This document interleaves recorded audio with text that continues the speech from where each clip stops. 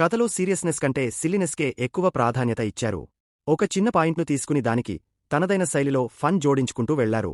సినిమాలోని ప్రధాన పాత్రలే కాకుండా చిన్న చిన్న పాత్రలు కూడా సెటైర్లు వేస్తుంటే థియేటర్లో నవ్వులు వినిపిస్తాయి. ముఖ్యంగా హీరో క్యారెక్టరైజేషన్ డిఫరెంట్గా ఉంటుంది. అమ్మతో ఫోన్లో మాట్లాడటాన్ని కూడా చిరాకుగా, అంటే అనుదీప్ భాషలో చెప్పాలంటే గలీజ్గా ఫీలయ్యే హీరో, హీరోయిన్ ప్రేమలో పడ్డాక బంధాల విలువ తెలుసుకోవడం అనే పాయింట్ బాగుంది.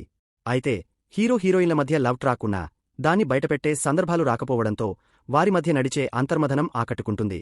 కథలో సడంగా వచ్చే దిల్రాజు, నాగవంశీ, హరిశంకర్ వంటివారి క్యామియోలు సర్ప్రైజ్ చేస్తాయి.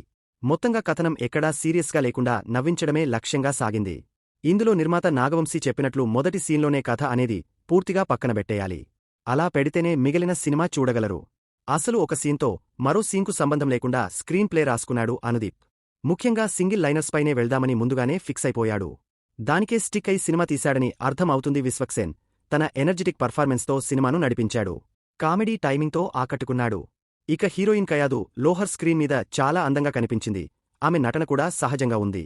నిర్మాత కూతురి పాత్రలో ఆమె ఒదిగిపోయింది. సీనియర్ నటుడు నరేష్ తన అనుభవంతో నవ్వించగా, జీకే పాత్రలో మిర్చి సంపత్ విలనిజం పండించలేకపోయినా